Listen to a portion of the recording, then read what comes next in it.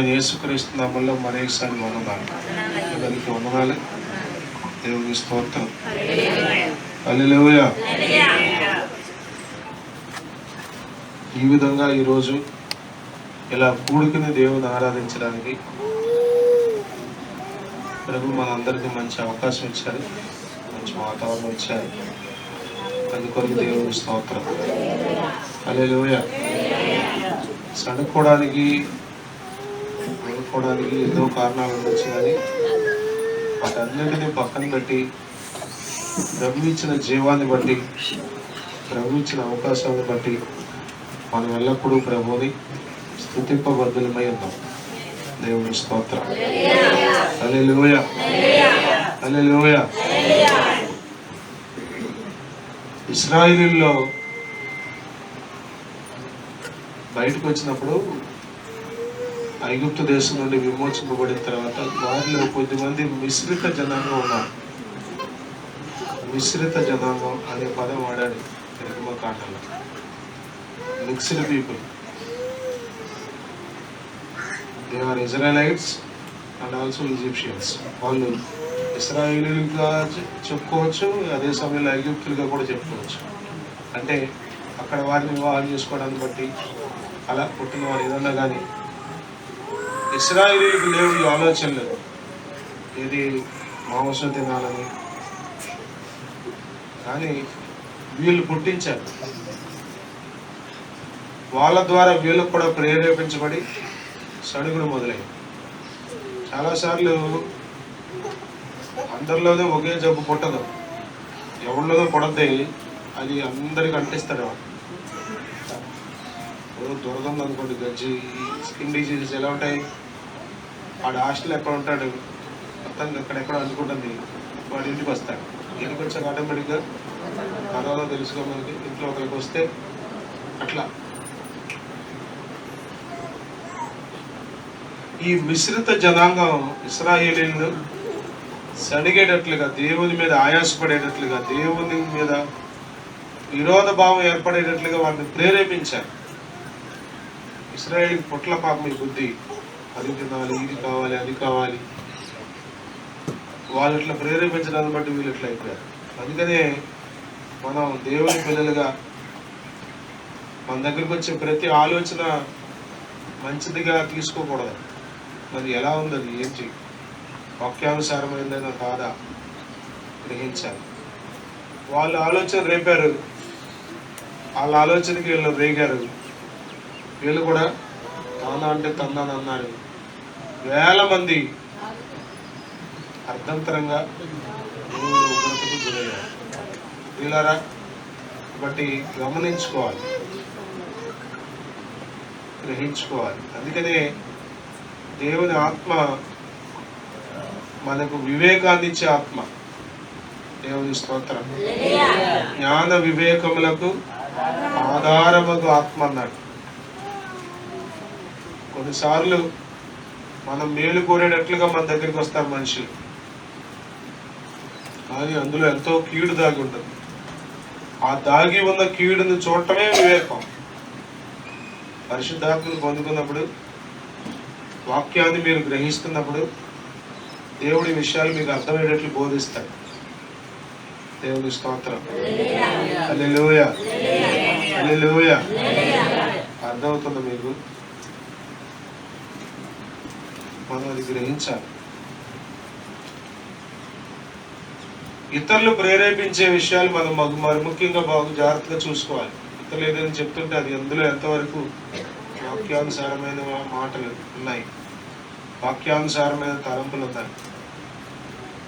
Even for me also, నేను చెప్పినా మీకు నిజమైన దైవజనుడు చెప్పేది. నేను మన జన్యుతో మాట్లాడితే ఒక మాట చెప్పాను. చాలా మంది నన్ను సలహాలు అడగడానికి చూస్తారు, అంటే కొంత అవగాహన ఉంది కదా అని, చదువు గురించో లేకపోతే ఇంకోట. నా భయాల్లో ఉన్న పెద్ద భయం ఏంటంటే, ఎక్కడైనా ఒక్క చిన్న సలహా తప్పిస్తే వారి జీవితాలు దెబ్బతింటాయి కదా అని ఆచి తూచి అడుగు వేయటానికి నేను ఆలోచన చేస్తాను. ఏదో ఒకటి నోటికి వచ్చిందో చెప్పేయటం కాదు. ఏదో ఒకటి నోటికి వచ్చిందల్లా మాట్లాడేయడం కాదు. మనము ఎంతో జాగ్రత్తగా ఉండాలి. మనం ఇతరులకు దీవెనకరంగా ఉండాలి, మనం ఇతరులకు ఆశీర్వాదకరంగా ఉండాలి, మనం ఇతరులకు మేలు చేసేవారిగా. మనల్ని బట్టి ఎవరో దుఃఖపడకూడదు, బాధపడకూడదు. దేవుని స్తోత్రం. హల్లెలూయా. గమనించుకోవాలి. భక్తి అంటే అదే, ఎంతో జాగ్రత్తగా ఉండాలి. ప్రభు మనసు కలిగి ఉంటే, పరిశుద్ధాత్మతో నింపబడితే, పరిశుద్ధాత్మ చేత నడిపించబడుతుంటే వీటిని మనం గ్రహించుకోవడానికి అవకాశం ఉంటుంది. స్తోత్రం. హల్లెలూయా. హల్లెలూయా. ఒక మాట చూద్దాం. 2 తిమోతి పత్రిక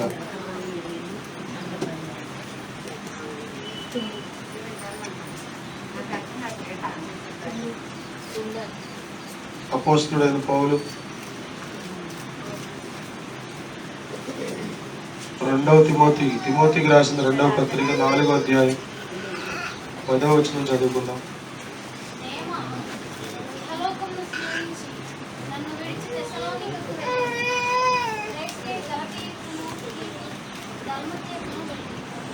చూడండి, దేమా ఇహలోకమును స్నేహించి నన్ను విడిచి తెస్సలోనికకు వెళ్ళాను. పరిశుద్ధుడా, ఈ వాక్యం ద్వారా మా అందరితో మాట్లాడాలి. మీరు ఇచ్చిన మంచి అవకాశాలన్నిటి కొరకు స్తోత్రం. నీవు మాకు దొరకడమే అదృష్టం. నీ వాక్యము మాకు ఈవిగా ఇచ్చావు, అందుకొరకు మీకు స్తోత్రాలు. కేవలం వినివారు మాత్రమే మోసపుచ్చుకోకుండా ప్రవర్తించే కృప మాకందరికీ దయచేయి. నన్ను క్షమించి నీ సిలువ చాటును మరుగుపరిచి నాతో, మా అందరితో మీరు మాట్లాడాలి. యేసుక్రీస్తు నామంలో ప్రార్థిస్తున్నాం తండ్రి, ఆమేన్. హల్లెలూయా. చివరకు కూడా వినపడుతుందిగా? రైట్. అపోస్తుడైన పౌలు రాసిన చివరి పత్రిక ఇది. 14 పత్రికలు రాసినట్లుగా మనం కొత్త నిబంధనలో చూస్తాం. వాటిలో చివరి పత్రిక ఇది. ముగింపు దశలో, అనగా ఇక ప్రభు దగ్గరికి వెళ్ళిపోతున్నాడు అనేటువంటి పరిస్థితుల్లో రాసినటువంటి ఉత్తరం ఇది. తిమోతికి దేవుని పరిచర్య కొరకైనటువంటి బాధ్యతలు, జాగ్రత్తలు, మెలకువలు, హెచ్చరికలు బోధించినటువంటి పత్రిక. దేవుని స్తోత్రం. ఎదురుగుండా ఉంటే చెప్పేవాడిగా ఉత్తరం రాస్తున్నాడంటే అర్థం ఏంటి? తిమోతి అతని దగ్గర లేడు, తిమోతి దగ్గర అతడు లేడు, తిమోతి దగ్గర లేడు, జైల్లో ఉన్నాడు. రాస్తున్నాడు. రాస్తూ చాలా విషయాలు చెప్తూ ఈ చివరికి వచ్చేసరికి కొద్దిమంది మనుషుల పేర్లు రాశాడు. రోమాపత్రిక 16వ అధ్యాయంలో కూడా బోల్డని పేర్లు ఉంటాయి. పౌలుకి ఎంతమంది సహకరించారో, పౌలు పరిచర్యలో ఎంతమంది ప్రయాసపడ్డారో వాళ్ళందరి పేర్లు రోమాపత్రిక 16వ అధ్యాయంలో రాస్తాడు. ఎంత గుర్తింపు పౌలు కదా, ఎంతో గొప్ప పరిచయం చేశాడు. ఎవరిని మర్చిపోట్లా, ప్రతి చిన్న వ్యక్తిని కూడా గుర్తించుకుని మరి జ్ఞాపకం చేసుకుని మరీ మెన్షన్ చేస్తున్నారు. ఇక్కడ దేమా అనే వ్యక్తి గురించి రాయబడింది.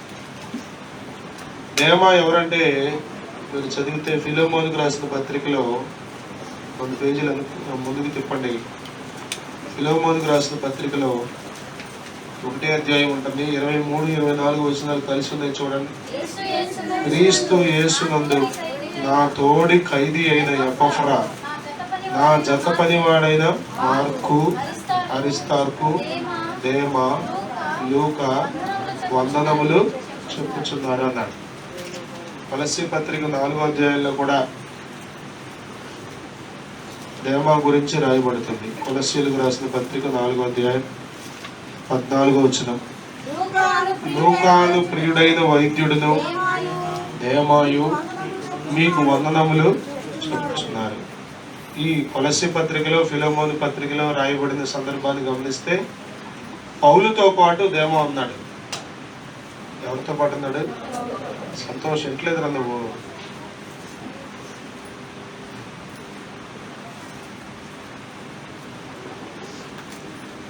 మీరు ప్రతి చిన్న మాట తీసుకోవాలి, వినాలి. అప్పుడు దేవుని కృప మీరు పొందుకోవడానికి అవకాశం ఉంటుంది. పిల్లలైనా పెద్దలైనా. దేమా అపోస్తుడైన పౌలుతో పాటు ఉండి దేవుని పరిచర్య చేసిన వాడు. అందుకే దేమా కూడా మీకు వందనాలు చెబుతున్నాడు అని చెప్పాడు. అంటే ఎక్కడో లేడు దేమా, పౌలుతో కూడా సువార్త పరిచర్యలో గ్రామం తిరుగుతూ సేవ చేశాడు. ఫిలోమోను పత్రికలో నా జత పనివాడు అన్నాడు. దేవుని స్తోత్రం, హల్లెలూయా. ఒకప్పుడు లోకంలో జీవించిన వాడే క్రీస్తు ప్రేమను గ్రహించి క్రీస్తు ద్వారా రక్షించబడి క్రీస్తు సేవ కొరకు తను తాను సమర్పించుకుని ప్రతిష్ఠించుకుని ప్రత్యేకపరుచుకుని పౌలుతో కూడా దేవుని పని చేసిన వాడే. దేమా ఏమి తక్కువడేమి కాదు. దేమా గొప్పగా దేవుని పనిలో పౌలుతో కూడా సహకారిగా ఉండి నిలబడిన వాడే. కానీ ముగింపులోకి వచ్చేసరికి దేమా గురించి పౌలు ఏమంటున్నాడంటే, దేమా ఇహలోకమును స్నేహించి నన్ను విడిచి. ఈ మాట రాసేటప్పుడు ఎలా రాసి ఉంటాడు అంటారు? దేమా గురించి రాసేటప్పుడు ఈ ఉత్తరంలో అప్పటి వరకు తనతో పాటు కలిసి పనిచేసి, అప్పటి వరకు తనతో పాటు కలిసి తిని, కలిసి ప్రయాణం చేసి, కలిసి నిద్రపోయి, కలిసి దేవుని పనిచేసినటువంటి సహోదరుడు, జత పనివాడు. చెప్పండి, గొప్ప సాక్ష్యం కాదు కదా ఇది? మంచి విషయాలు కాదు కదా చెప్పుకోవడానికి? యహలోకమును స్నేహించి నన్ను విడిచిపెట్టేశాడు అని చెప్తాం. ఎంతో బాధగా రాసి ఉంటాడు, ఎంతో దుఃఖంతో రాసి ఉంటాడు. వీళ్ళరా, దేమా దేవుని కొరకు బ్రతికిన వాడే, దేవుని సేవ చేసిన వాడే. కానీ ఇప్పుడు ఏమయ్యాడు? యహలోకమును. ప్రియులరా, భక్తి అంటే 4 రోజుల ముచ్చట కాదు. భక్తి అంటే 4 కాలాల పాటు చేసేది కాదు. జీవితకాలం అంతా మనం ప్రభువుతో ఉండాలి. దేవుని స్తోత్రం, హల్లెలూయా, హల్లెలూయా. సీజనల్ గా భక్తి చేయడం కాదు, ఆదివారం భక్తి చేసి సరిపెట్టుకోవడం కాదు. మన జీవితకాలం అంతా మనం ఆయన ఆధారం చేసుకుని ఆయన వెంబడించాలి. దేవుని స్తోత్రం. నేలలో నిలబడినప్పుడు దైవజనుడు ప్రమాణాలు చేపిస్తాడు. పెళ్లిలో ప్రమాణాలు చేసినట్టుగా మనం కూడా చేస్తాం బాప్తిసం పొందేటప్పుడు. జీవితకాలం అంతా ప్రభుని వెంబడిస్తావా? అంటే కుదరదు, చెప్పు, నోరు తెరు. వెంబడిస్తాను. రాబడి అంతట్లో దశభాగం ఇస్తావా? 6 రోజులు కష్టపడి 7వ రోజు మందిరానికి వస్తావా? కుదిరితే వస్తానంటావా? ఏమన్నారు? ఏమో మాకు ఇంతలో తెలియదండి, ఏదో ముంచాడు తీసుకున్నాము, అన్నిటికీ ఎస్ అన్నారు కాబట్టి అన్నామంటారా? అట్లా లేదు. అన్ని గ్రహింపుతోనే మీరు వినాలి. అన్ని గ్రహింపుతోనే ప్రతిరోజు ఆ ప్రమాణాలు మీరు జ్ఞాపకం చేసుకోవాలి. ప్రియులరా, భక్తి మార్గంలో నడవడం దేవుని చిత్తం.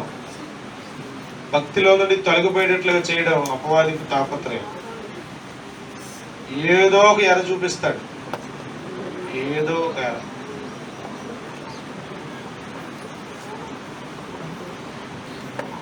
నేను ఒకసారి విన్నాను, అంటే ఇది మైక్లో చెప్పచ్చలేదు కానీ,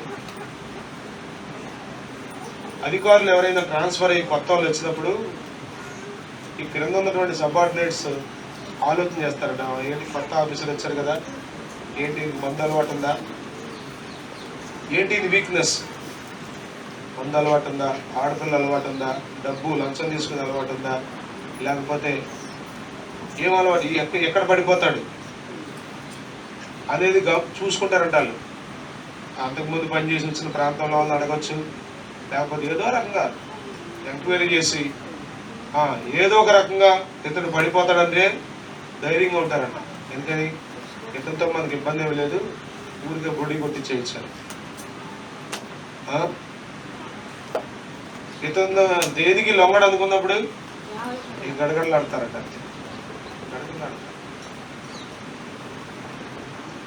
మనకు ఇప్పుడు ఉయ్యూరు డివిజన్, మన మండలం అంతా ఉయ్యూరు డివిజన్ అయింది. ఏ పని అయినా ఉయ్యూరు డివిజన్ అయింది. ఒకప్పుడు మంది మచిలీపట్నం డివిజన్, ఆర్డీఓ కూడా మచిలీపట్నం, ఇప్పుడు ఉయ్యూరు ఆర్డీఓ. అన్నీ ఉయ్యూరే. ఉయ్యూరు డివైఓ మేడం గారు ఉన్నారు, ఆమె ఏ స్కూల్కి వెళ్ళినా మంచినీళ్ళు కూడా తాగదు.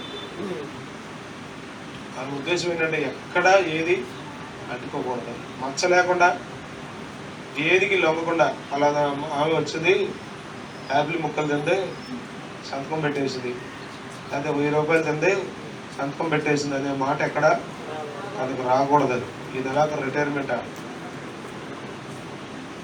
అంటే ఎక్కడ నేను మా స్కూల్కి వచ్చాను, కొత్తగా స్కూల్ అప్గ్రేడ్ అయింది. యాపిల్స్ కట్ చేసి ఇస్తే అస్సలు నన్ను డిస్టర్బ్ చేయవద్దు నానా అని పిలుస్తుంది, పెద్దవాడు కదా.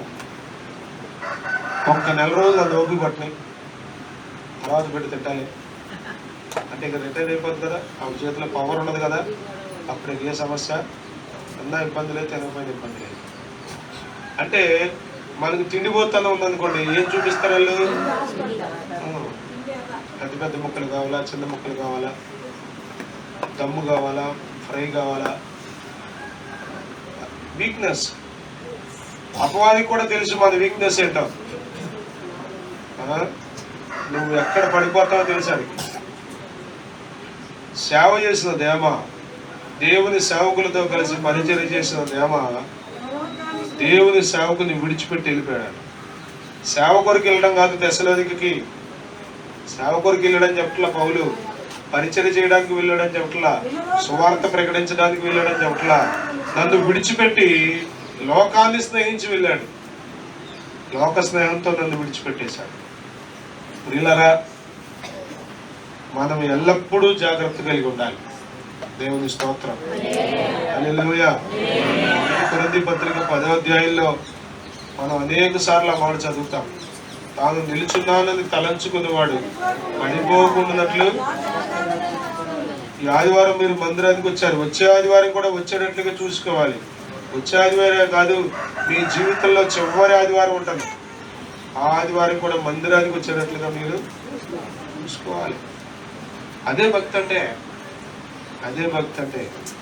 ప్రియులారా, ఒకప్పుడు దేవుని ప్రేమించిన వాడు, ఒకప్పుడు దేవుని పరిచర్యను ప్రేమించిన వాడు, ఒకప్పుడు దేవుని సేవకులను ప్రేమించిన వాడు, ఒకప్పుడు దేవుని సేవకులతో ఉండడానికి ఇష్టపడిన వాడు ఇప్పుడు ఎవరితో ఉండడానికి ఇష్టపడుతున్నాడంటే లోకంతో ఉండడానికి ఇష్టపడుతున్నాడు. ఇక లోకంతో ఉండడానికి ఇష్టపడేవాడు దేవుని సేవకులతో ఎలా ఉంటాడు చెప్పండి? దేవుని స్తోత్రం, హల్లెలూయా, హల్లెలూయా, హల్లెలూయా. లోకంలో ఆనందించేవాడు మందిరంలో ఎలా కూర్చుంటాడు? ముళ్ళ మీద కూర్చుంటాడు. మందిరంలో ఆనందించేవాడు లోకంలో ఎలా కూర్చుంటాడు? ఎక్కడన్నా ఫంక్షన్కి వెళ్ళినా, ఎక్కడన్నా కార్యక్రమానికి వెళ్ళినా, తప్పదు కాబట్టి బంధువుల కోసం వెళ్ళినా ఎట్లా ఉంటాడు వాడు? ఇక్కడ దేవుని ప్రేమించేవాడు, నిజంగా దేవుని ప్రేమించేవాడు ఎలా ఉంటాడు? ప్రభువా క్షమించిన ఆయన, ప్రభువా క్షమించిన ఆయన, ప్రభువా వీళ్ళని రక్షించిన ఆయన, ప్రభువా కాపాడయ్యా, ఏ దోషం వంటనే వద్దయ్యా అనుకుంటా ఉండడా? ఇక్కడే ఉన్నారా మీరు? ఉన్న వాళ్ళందరూ స్తోత్రం చెప్పండి. స్పందించట్లే మీరు. దేవుణ్ణి ప్రేమించేవాడు లోకంలో ఎలా ఉంటాడు? లోకాలను ప్రేమించేవాడు దేవుళ్ళు ఎలా ఉంటాడు? తెలిసిపోట్ల మనకి, చెప్పండి, ఆలోచించండి.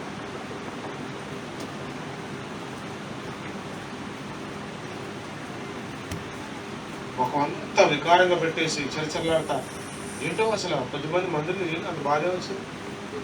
బతికించింది దేవుడు, నీకు టైం ఇచ్చింది దేవుడు. ఆయన టైం తీసుకున్నాడు అనుకోండి, నువ్వు గంగిలెత్తడానికి ఏముండదు. ఇక ఇంతే సంగతులు. ఎట్టోడు తీసుకొచ్చి బందర నుంచి తీసుకెళ్తామే, వర్షంలో కూడా తీసుకెళ్తామే, చేసేది లేదు. టైం ఇచ్చింది దేవుడు. ఇక్కడ చర్చలాడద్దు. మనం దేవుణ్ణి ప్రేమించాలి, లోకాన్ని పక్కన పెట్టాలి. రెండింటిని ప్రేమిద్దామంటే కూడా కుదరదు. రెండింటిని ప్రేమిద్దామంటే కూడా కుదరదు. ఏ మనుష్యుడు 2 యజమానులకు దాసుడిగా ఉండలేడు.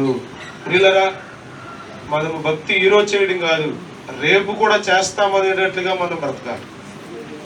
ఆ నిశ్చయత మనలో ఉండాలి, మనతో ఉన్నవారికి కూడా కలగాలి. అర్థమవుతుందా? ఏమో వీడు ఎప్పుడు ఎట్లా మాట్లాడో తెలియదమ్మా, గూగుల్ మారాడు. సాక్ష్యం బాగుంటుందంటారు, అది చెప్పండి. ఇవాళ ఎట్లా ఉన్నాడు కానీ రేపు ఏం చేస్తాడో తెలియదు. చెప్పండి.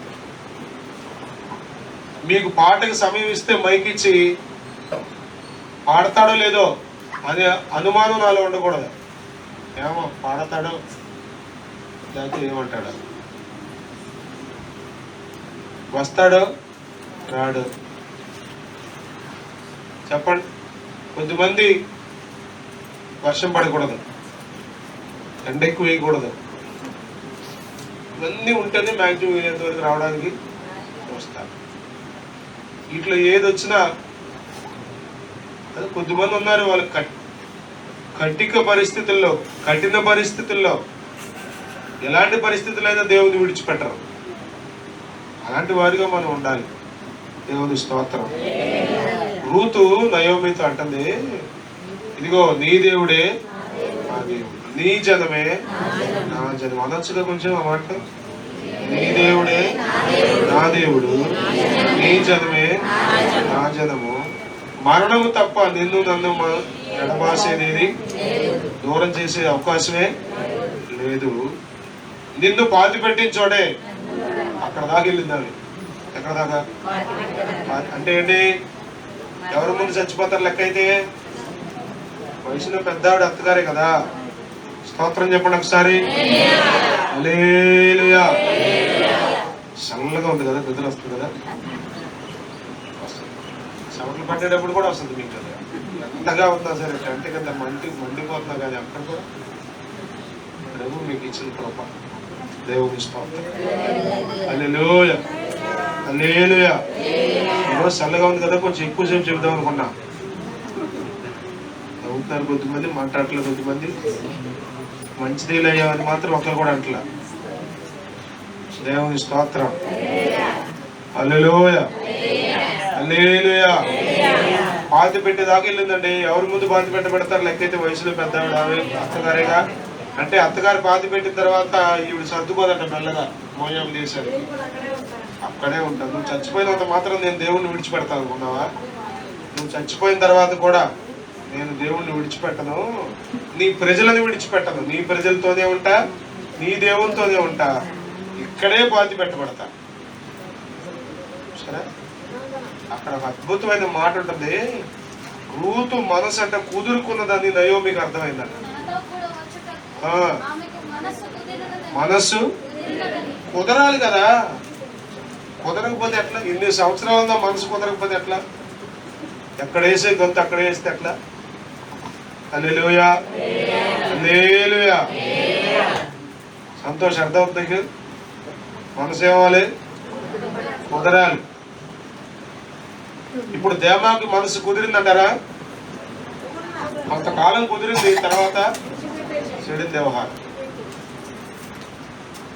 అంటే ఇక్కడికంటే అక్కడే బాగుంది అనిపించింది. ఎక్కడికంటే దైవజనులైన పౌలుతో కంటే కూడా లోకంలోనే దశలోనికిలోకి వెళ్ళిపోతే అలా తిరిగి పాత జీవితాన్ని మొదలు పెడితే బాగుంది అనిపించింది. అక్కడ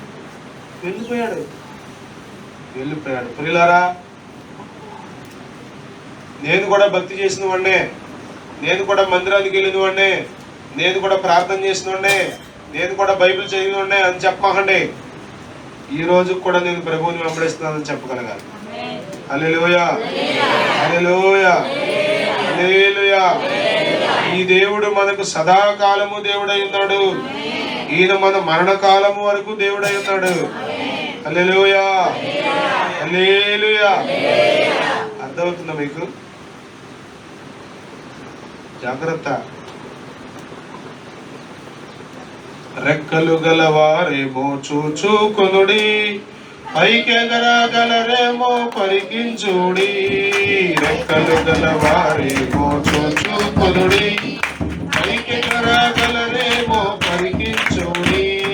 పడిపోయే పాటేమో గమనించుడి, ఆ పడిపోయే పాటేమో. జయ జయ జయం శ్రీ యేసుకి వచ్చు, జయ జయ జయం శ్రీ యేసుకి వచ్చు. హల్లెలూయా. పడిపోయే పాటేమో చూడు. అసలే మీరు గమనించలేదు, కొద్ది మంది నీతో ఉంటారు కానీ నువ్వు ఎప్పుడు పడతావని చూస్తారు. నువ్వు ఎప్పుడు మందిరం మానేస్తావు, ఎప్పుడు దేవుడికి దూరం అయిపోతావు, ఎప్పుడు లోకంలో కలిసిపోతావు చూస్తారు. చూసావా అన్నదా? ఎన్ని రోజులు ఉంటుందో చూద్దాం అన్నదా? అయిపోయిందా అయిపోయిందా అంటారండి వాళ్ళు అట్లా చూస్తారు. ఎందుకంటే వాళ్ళు పడిపోయే స్థితిలో ఉన్నారు కాబట్టి ఎవడు పడతాడా అని చూస్తారు. దేశ రక్తమే జయం. హల్లెలూయా హల్లెలూయా. దేమా దైవజనుడైన దేమా, దేవుని సేవకులకు జత పనివాడైన దేమా ఏం చేశాడంటే చెప్పండి. మరి ఎందుకు అంత కష్టం వచ్చిందో? పౌలుని విడిచిపెట్టాల్సినంత కష్టంగా వచ్చిందో? పౌలు అండి చాలా రాడికల్ గా వర్క్ చేశాడు. స్తోత్రం కలుగును గాక. హల్లెలూయా. సరే పక్క వాళ్ళకి చూడండి, చూసారా? చూడండి. హల్లెలూయా. అప్పుడప్పుడు చూస్తూ ఉండాలి, ఆన్లో ఉన్నారు ఆఫ్ లో ఉన్నారు. దేవుని స్తోత్రం. హల్లెలూయా. మాకంటే చూడండి అంతే చాలు. అలాంటి ఊరుకోరు, ఎన్నో ఊరుకుంటాను కూడా ఊరుకోరు. ఆయన ఎవడు చెప్పడానికి నువ్వెవడు దిగటానికి అంత ఇద్దరి మీద పడిపోతారు. యేసు రక్తమే జయం. పౌలు చాలా రాడికల్ గా వర్క్ చేశాడు. ఎందుకంటే సమయం చాలా లోకం కొరకు ఖర్చు పెట్టేశానని, ఉన్న సమయం దేవుని కొరకు వాడాలని. అందుకే అన్నాడు, నేను క్రీస్తుతో కూడా సిలువ వేయబడ్డాను, ఇకను జీవించేవాడను నేను కాదు, క్రీస్తే నా యందు జీవిస్తున్నాడని. ఇక మీద జీవించే జీవితం నా కొరకు కాక నా కొరకు సిలువ వేయబడిన ప్రభు కొరకే నేను బ్రతుకుతున్నానని గలతీ 2:20 గట్టిగా తీర్మానించుకుని దేవుని సేవకు వచ్చాడు. దేవుడు పిలిస్తే. దేవుని స్తోత్రం. ఇక తనతో ఉన్నవారు కూడా ఎలా ఉండాలని? బతికితే ప్రభు కొరకు గట్టిగా బతకాలి. అది ఊరికి అటు ఇటు చచ్చుకొచ్చేవారు ఎందుకని గట్టిగా చెప్పేవాడాలి. దేవుని స్తోత్రం. అందుకని మనం మీకు బైబిల్ స్టడీలు కూడా చెప్పాను, క్రమపడుతుంది అన్నాడు. మీ దగ్గరికి వస్తాను, వచ్చి ఎందుకంత అంటే ఎందుకు ఇట్లా ఊరికి అటు కొంచెం ఇటు కొంచెం క్రమం లేకుండా. దేవుని స్తోత్రం. హల్లెలూయా హల్లెలూయా హల్లెలూయా. క్రమపరిచే అనుభవాలు చాలా అవసరం. నేను అనుకుంటాను, ఒకవేళ దేవాదేవంత క్రమంలో పెట్టాడేమో, అది కాదంటే ఇది కాదు, ఇది చేయకూడదు, అట్లా మాట్లాడకూడదు. సేవకుడు నువ్వు ఇలా ఉండడానికి వీలు, దేవుని బిడ్డలో మనం ఇలా ఉండకూడదు అని ఉంటాడు. మొత్తానికి ఏదన్నా కానీ వీళ్ళరా నయోమితో వచ్చిన ఋతు జీవితం అంతా సస్యశ్యామలంగా ఏమీ లేదు. అడిగేరుకుంటా తిరిగింది పొలాలంట. ఎన్ని రోజులు తిరిగిందో, ఎన్ని నెలలు తిరిగిందో, ఎన్ని సంవత్సరాలు తిరిగిందో, అమాంతమేమి దీవించబల్లా. కానీ ఆమె నమ్మకత్వం అంతటిది ప్రభు చూశాడు. దేవుని స్తోత్రం. పోయేసి అంటాడు, ఇదిగో నీ మునుపు సత్ప్రవర్తి కంటే ఎందుకంటే సత్ప్రవర్తి ఇంకా గొప్పది అంటాడు 3వ అధ్యాయంలో. అంటే ముందు నీ గురించి విన్నావా, చాలా మంచి మాటలు అన్నాను, అప్పుడు కంటే ఇంకా బాగున్నావు నీవు, అప్పుడు కంటే ఇంకా బాగుంది నీ ప్రవర్తన, అప్పుడు కంటే నీవు ఇంకా దేవుళ్ళో స్థిరంగా ఉన్నావు. దేవుని స్తోత్రం. హల్లెలూయా హల్లెలూయా. ఊరికే కదిలిపోయేవాడు ఏం సేవ చేస్తాడు చెప్పండి? అసలు ఆడు మందిరానికి వస్తాడో లేదో ఆడికే దగ్గర లేదు. ఎవరిని తీసుకొస్తాడు చెప్పండి? ఏ ఆదివారం ఎక్కడ ఉంటారో కొద్దిమందికి తెలియదు, ఏ శనివారం ఎక్కడ ఉంటారో వాళ్ళకే తెలియదు.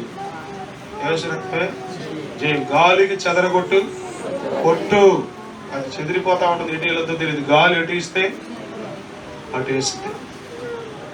ఒక క్రమం లేనివాడు ఇతరులకి ఏమి చెప్పగలడు? పౌలు క్రమపరుస్తున్నాడు. ఒకవేళ ఆ క్రమం ఏమో కష్టమై ఉంటుంది, లేకపోతే లోకంలో ఏదో అతన్ని ఆకర్షించి ఉంటుంది, అంతే విడిచిపెట్టేసి వెళ్ళిపోయాడు. మళ్ళీ వచ్చాడని రాయబడల బైబిల్లో, మళ్ళీ వచ్చాడని రాయబడల. నోవాహు కూడా వరద ప్రళయం అయిపోయిన తర్వాత కాకిని పంపాడట. ఏం చూడమని? అసలు ఎంతవరకు వచ్చింది పరిస్థితి? భూమి కాలు గోడలోంచి తీసి భూమి మీద పెట్టడానికి అవకాశం ఉందా లేదా అని చూడమని. ఏ శవం దొరికిందో అక్కడ చేరింది కదా. కాకులు ఎక్కడ చేరతాయి చెప్పండి? అడ్డమైన చెత్త దగ్గర తప్ప ఎక్కడ చేరతాయి కాకులు? ఇక అక్కడ చేరింది, అక్కడే ఉంది. ఇక ఎవరు పంపించారో, ఎందుకు వచ్చిందో, మళ్ళీ ఎందుకు ఎక్కడికి వెళ్ళాలో ఈ గొడవేమి ఇదాల్లో మనకు కూడా అంతే. ఎవరు మనల్ని సృష్టించారు, ఎవరు మన కొరకు ప్రాణం పెట్టారు, ఎవరు మన కొరకు ఆఖరి రక్తం పట్టు వరకు రక్తం చిందించారు, మనం అనుభవిస్తామని ఎవరిచ్చారు? చివరికి మనం ఎక్కడికి వెళ్ళడానికి ప్రయాణంలో ఉన్నాం. ఇవేమి నీకు అర్థం కాకపోతే ఇక శవాల మీద పడి పీక్కు తింటే పనిలో ఉంటావు నువ్వు కూడా. యేసు రక్తమే. ఆదివారం ఆరాధనకు రాలేదేంటమ్మా చెబుతావు, మంచి దర్జాగా సాక్ష్యం. ప్రభునామ స్తోత్రం. మీ అందరికీ నా వందనాలు. మరి అనుకోకుండా అనుకునేదా కాకిలాగా నీవు ఉంటావా? మరలా తర్వాత పావురాన్ని పంపాడు బాబా. పావురం ఏం చేసింది? ఒలీవా బా పెద్ద కొమ్మేం తెచ్చుంటుంది అనుకోవటం, ఆకులు తెచ్చుంటుంది, చిన్నది తెచ్చుంటుంది. మొయ్యలేదుగా పావురం ఎంత మోస్తుంది? పెద్ద జామమంట తెచ్చి మొయ్యమంటే మోస్తుంది ముక్కుతో పట్టుకుని. చిన్నది ఆనవాళ్ళు తెచ్చింది. ఎందుకొరకు వెళ్ళిందో ఆ పని చేసుకొచ్చింది. దేవుని స్తోత్రం. కాకిలాగా నీవు ఉంటావా విశ్వాసీ, పావురంలో తిరిగి వస్తావా విశ్వాసీ. ఇది పాత పాట ఉంటుంది.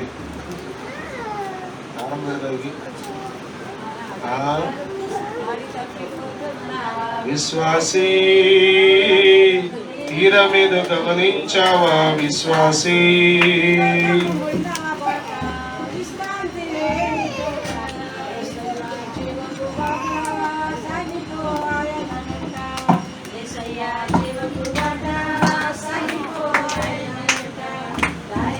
పోతున్నావా విశ్వాసీ. హల్లెలూయా హల్లెలూయా హల్లెలూయా. దేవుని విడిచిపెట్టడం కష్టమా తేలిక చెప్పండి? దేవుని దగ్గరికి రావడం కష్టమా తేలిక చెప్పాలి మీరు జాగ్రత్తగా. దేవుని దగ్గరికి రావడం కష్టం, దేవుని విడిచిపెట్టి లోకంలోకి వెళ్ళిపోవడం చాలా తేలిక, చాలా తేలిక కదా. కొన్నిసార్లు అనిపిస్తుంది ఎంతో తాపత్రయపడి ప్రార్థన చేసి ఇంటికి వెళ్ళి మాట్లాడి అది చేసి ఇది చేసి ఏదో రకంగా దేవుని వైపు నడిపిస్తే ఊరికే పక్క క్షీరసింగు తగిలిందని చెప్పండి. పలహారం పనిచేటప్పుడు లడ్డు పెట్టలేదని లేరా మానేవాళ్ళు? ఊరిందా ఆయన ఎంత తాపత్రయపడి తీసుకొచ్చింది ఎంత సులువుగా పక్కన పెట్టాడు అక్కడ ఏముంది? పిల్లరా, నీవు దేవుణ్ణి ప్రేమించే అనుభవంలో లేకపోతే ఏదో ఒక రోజున దేవుణ్ణి విడిచిపెట్టే అనుభవంలో ఉంటాం. గుర్తుపెట్టుకోవాలి. దేవుణ్ణి ప్రేమించేవాడు మరి దేనిని ప్రేమించడు. దేవుణ్ణి ప్రేమించిన వాడు ఇక ఎన్నడూ దేవుని దగ్గర ఎక్కువ రోజులు ఉండలేడు. దేవుని స్తోత్రం. హల్లెలూయా. యాకోబు పత్రికలో మనం చదువుతాం కదా 4వ అధ్యాయంలో, ఈ లోక స్నేహము వ్యభిచారులారా, ఈ లోక స్నేహము దేవునితో వైరమని ఉండవచ్చునమా? 4వ వచనం, వ్యభిచారులారా ఈ లోక స్నేహము దేవునితో వైరమని మీరు ఎరుగరా? కొంచెం ఈ ఒక్క మాట ఆలోచన చేయండి. 1వ అధ్యాయం 1వ వచనం చదువునా. యాకోబు ఎవరికి పత్రిక రాశాడు ఒకసారి చూడండి. యాకోబు అన్య దేశములందు చెదరి ఉన్న 12 గోత్రముల వారికి శుభమని చెప్పి, 12 గోత్రాల్లో ఉన్న ఇశ్రాయేలు ప్రజలు అనగా దేవుని ప్రజలకు రాసిన ఉత్తరం. దేవుని ప్రజలను ఎలా పిలుస్తాడు ఇక్కడ? వ్యభిచారులారా అని పిలుస్తాడు. ఆయన ఎలా సంబోధిస్తాడు చూసారా? దేవుని పిల్లలను దేవుని పిల్లలారా అని పిలవడం బాగానే ఉంటది, కానీ ఏమని పిలుస్తున్నాడు ఇక్కడ? ఎందుకని? ఎందుకంటే వ్యభిచారి ఏంటి తెలుసా? వ్యభిచారి ఏం చేస్తుంది? తన సొంత పురుషుడు అంటూ ఉన్నాడు. ఇక ఏముండదు. ఇక ఒక కట్టుబాటు, నియమం, ఒక క్రమం, ఒక నిబంధన, ఒక ప్రమాణం ఏముండదు. తుచ్చమైన వాటి వరకు శ్రేష్టమైన వాటిని పోగొట్టుకుంటుంది. దేవుడిచ్చిన దేహం అనే ఈ దేవాలయాన్ని భ్రష్టత్వంలో నడిపిస్తుంది. దేవునిని విడిచిపెట్టి దూరమైపోయే వారు వ్యభిచారులు అని రాయబడింది వాక్యంలో. దేవుని స్తోత్రం. హల్లెలూయా. మీరు చదివితే హెబ్రీ పత్రిక 12వ అధ్యాయంలో ఏశావు గురించి మాట్లాడుతూ అంటాడు, ఏశావు వంటి భ్రష్టుడైనను వ్యభిచారి అయినను మీలో ఉండకుండా జాగ్రత్త పడండి అంటాడు. ఏశావుని గురించి మాట్లాడుతూ వ్యభిచారి అన్నాడు. ఏశావు వ్యభిచారం ఏమి చేయలేదు, కానీ ఏశావు శ్రేష్టమైన జ్యేష్ఠత్వపు హక్కు కంటే నువ్వు ఒక్క వచ్చిన కూడా రాయట్లేదు.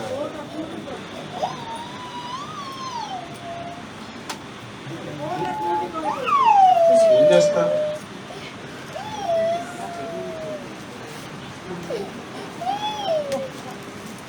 ఇదే రాస్తా రాసేసాం మొత్తం. నేను చెప్పు పోయేది కూడా రాసేసాను మొత్తం ప్రసంగం.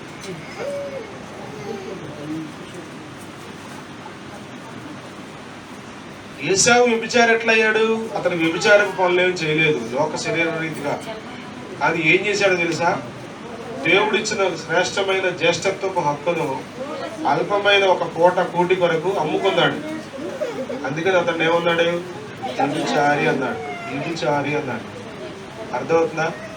ఏది శ్రేష్టమైనదో ఏది అల్పమైనదో నీకు అర్థం అవట్లా.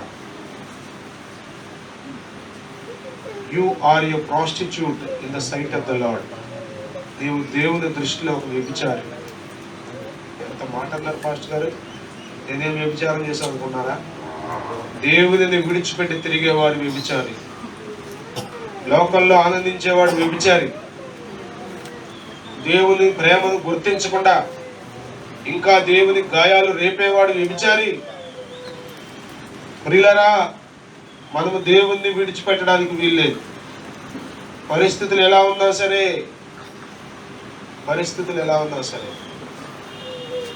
ఒక శ్రీలంకలో అనుకుంటా జరిగిన సంఘటన సినిమా తీశారు, మీరు చూసే ఉంటారు. అది రక్త సాక్ష ఏదో పేరు ఉంటుంది, అది పేరు, సినిమా పేరు. దానిలో వాళ్ళు వస్తారు మిలిటెంట్లు, ఇదిగో ఈ బైబిల్ తొక్కి దాని మీద ఉమ్మేసి వెళ్ళిపోమంటారు. అందరూ వెళ్ళిపోతారు, కానీ చివరిలో ఒక పిల్ల మాత్రం ఏడ్చుకుంటూ ఆ బైబిల్ మీద ఉన్న ఉమ్మంతా తుడిచి, ఆ దుమ్మంతా తుడిచి బైబిల్ని ముద్దు పెట్టుకుని హత్తుకుంటారు.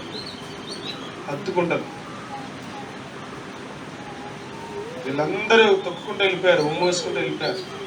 ఎందుకని? లాక్ లో గన్ పెట్టాడు పాయింట్లో.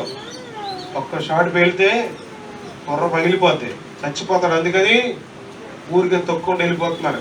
కానీ ఆ పిల్ల అట్లా ఒప్పుకోలే. పరిస్థితులను బట్టి మారిపోయిందని చెప్ప మాకు.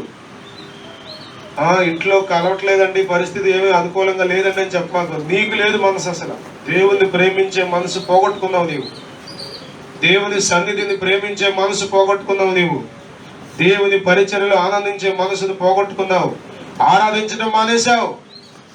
ఆరాధనలో ఆనందం ఉందో తెలుసా నీకు? ఆనందించడం మానేశావు.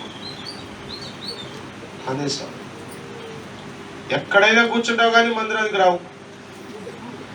ఎక్కడైనా నీ సమయం గడుపుతావు కానీ దేవుని సన్నిధిలో ఉండవు, దేవుని బిడ్డలతో గడపవు. ఎంత విచారం. పడిపోయే పాటేమో గమనించాలి. ప్రియులారా, తాత్కాలికమైన ఉద్రేకం ఎక్కువ రోజులు నిలబడదు. స్థిరమైన ఉద్యమం మనకు కావాలి. 51వ కీర్తనలో ప్రార్థన చేస్తాడు దావీదు, ప్రభువా నా అంతరంగంలో స్థిరమైన మనస్సు, నూతనముగా స్థిరమైన మనస్సు కావాలి. దేవుని స్తోత్రం. హల్లెలూయా. ఈ బిడ్డ చెప్పండి, ఏమి జరిగినా మందిరానికి వస్తాడు.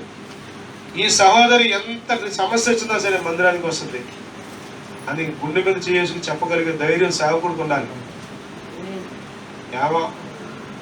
ఏ కాలంలో ఎక్కడ ఉంటుందో తెలియదు, ఏ వారంలో ఎక్కడ ఉంటుందో తెలియదు.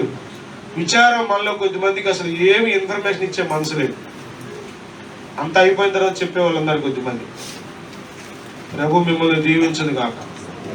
మీకు సేవకుడి మీద మనసు లేదు, తోస్తే ఎక్కడ వస్తుంది? మనసు లేనప్పుడు అయ్యా ఇదిగో నేను ఇక్కడికి వెళ్తున్నాను, లేకపోతే నేను ఇక్కడికి ఆరాధనకు రాలేకపోతున్నాను, లేకపోతే ఈ సమస్యలో ఉన్నాను, నా కొరకు ప్రార్థన చేయండి అనే మనసు లేదు. నాకు నాకు ఈ మధ్యలో వస్తున్న ఆలోచన ఏంటంటే, మీలో కొద్దిమంది విశ్వాసులు చాలా ఆనందంగా ఉంటున్నారు.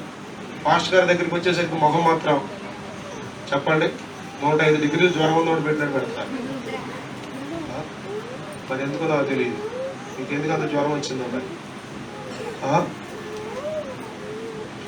పరవశిస్తున్నారు చెప్పండి, ఒకరి సొల్లు ఒకరి మీద పడుతుంది, అంతగా ఆనందిస్తున్నారు. దాని పాస్టర్ గారు చూడటంతో, అసలు చర్చిలోకి రావడంతో చెప్పండి, ఎక్కడ కంట్రోల్ అక్కడ బెగదీసేసి, ఎక్కడ ఎముకలు అక్కడ బెగదీసేసి అంత బాధే వచ్చింది చెప్పండి. మీరు చంపేస్తారండి ఇక్కడ ఉన్నా.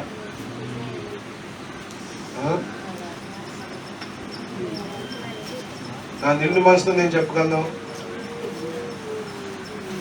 సంఘాన్ని నేను ప్రేమిస్తున్నాను. అనేక విషయాల్లో నన్ను నేను సముదాయించుకుని నా మట్టుకు నేను జాగ్రత్తగా ఉండడానికి ఇంకా ప్రయత్నిస్తాను. ఎక్కడైనా నాలో లోపం ఉందేమో.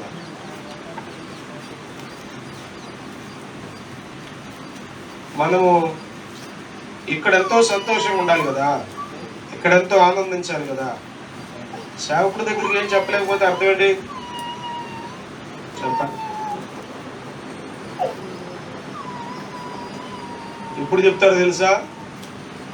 అంతా అయిపోయిన తర్వాత చెప్పండి. ఇదిగో అయ్యా తీసుకొస్తాం అంబులెన్స్లో, అయిపోయింది, ఇక పెట్టి రెడీ చేయండి. ఇక పెట్టి రెడీ చేయడానికి ఫాస్ట్ గుర్తొచ్చేది, పెళ్లి చేయడానికి అది ఫాస్ట్ గుర్తుకొచ్చేది. ఇక అప్పుడేదో గుర్తొచ్చేది ఫాస్టర్ చెప్పండి. ఏం గుర్తురాడు.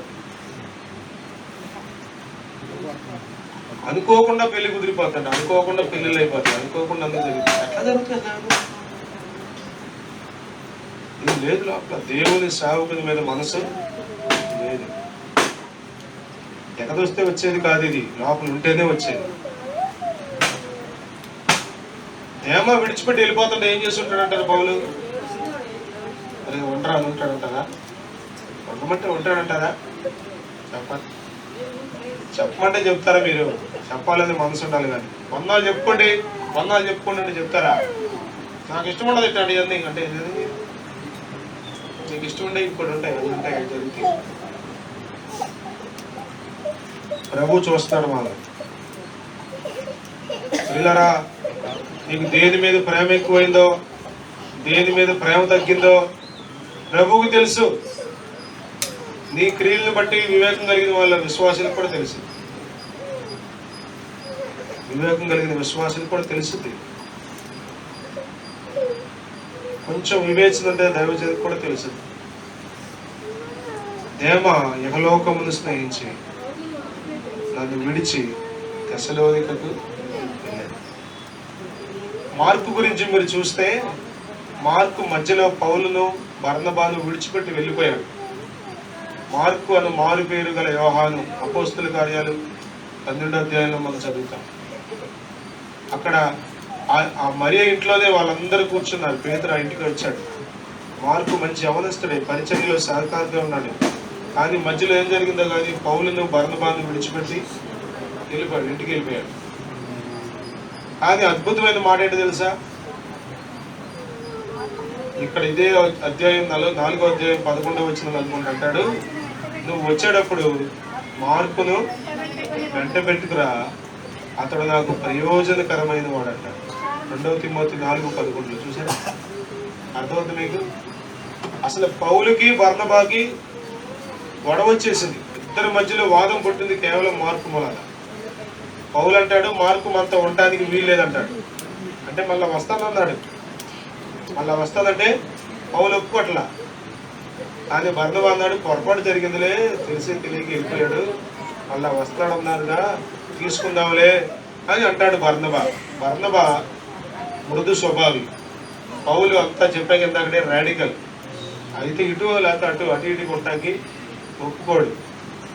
పౌలుకి బర్నబాకి మధ్యలో గొడవ వచ్చింది. మీ మూలాన ఏ విశ్వాసుల మధ్యలో గొడవ రాకూడదు, గుర్తుపెట్టుకోండి. మీ మూలాన ఎవరి మధ్యలో గొడవ రాకూడదు. ఎంతో జాగ్రత్తగా మనం భక్తి చేయవలసిన వారమై ఉన్నాం. దేవుని స్తోత్రం. కానీ అదే నోటితో పౌలు అంటున్నాడు, ఇప్పుడు మార్కు ప్రయోజనకరమైన వాడు ఎండబెట్టుకుని తిమోతికి చెప్తాడు, వచ్చినప్పుడు నువ్వు ఎవరు తీసుకురావాలి అంటే ఏం చేస్తాడు? పరిచయం చేస్తాడు, సహకరిస్తాడు. అతడు వస్తే నాకు నెమ్మది దొరుకుతుంది, అతడు వస్తే నాకు మేలు జరుగుతుంది, అతడు వస్తే నాకు సహాయం చేస్తాడు. చూసారా? ఒకవేళ విడిచిపెట్టావేమో దేవుడు నీ వైపు చేతులు చాచి పిలుస్తున్నాడు, మరలా రమ్మని. దేవుని స్తోత్రం. హల్లెలూయా, హల్లెలూయా. ఆకిలాగా ఉంటావా, పావురంలో తిరిగి వస్తావా అనేది ప్రశ్న. దేవాలయ విడిచిపెట్టేసి, దేవుని విడిచిపెట్టేసి, దేవుని సన్నిధిని విడిచిపెట్టేసి లోకాల్లో అక్కడే ఉంటావా? లేక మార్కు ఎలా అయితే వెళ్ళాడో మరలా తిరిగి ఎలా వచ్చాడో అలా తిరిగి రాగలవా? పొరపాటు చేయకుండా మనం ఉండలేం, తప్పు చేయకుండా మనం ఉండలేం. కానీ దాన్ని గ్రహించుకుని సరి చేసుకుని వెనక్కి తిరిగి రావడం ప్రాముఖ్యం. అది దేవుడు మనలో నుండి కోరుతున్నాడు. దేవుని స్తోత్రం. హల్లెలూయా, హల్లెలూయా, హల్లెలూయా, హల్లెలూయా. ఇలా జ్ఞాపకం చేసుకుని లోకమును ప్రేమించేవాడు దేవుని చిత్తాన్ని చేయలేడు. యోహాను సువార్త యోహాను పత్రిక మొదటి పత్రిక 2వ అధ్యాయం 15వ వచనంలో మనం చదువుతాం కదా, ఈ లోకమునైనను లోకములో ఉన్నవాటినైనను ప్రేమింపకుడి. ఎవడైనను లోకమును ప్రేమించిన ఎడల తండ్రి ప్రేమ వానిలో ఉండదు. ఎవడైనను లోకమును ప్రేమిస్తే తండ్రి ప్రేమ వానిలో ఉండదు. లోకాన్ని ప్రేమించేవాడు, లోక మర్యాదలను ప్రేమించేవాడు, లోక ఆచారాల ప్రకారం జీవించేవాడు దేవుని ప్రేమను పోగొట్టుకున్నాడు. వాడు దేవుని ప్రేమను పోగొట్టుకున్నాడు. అందుకే రోమాపత్రిక 12వ అధ్యాయం 2వ వచనంలో అంటాడు. రోమాపత్రిక 12వ అధ్యాయం 2వ వచనంలో చదువుతారా?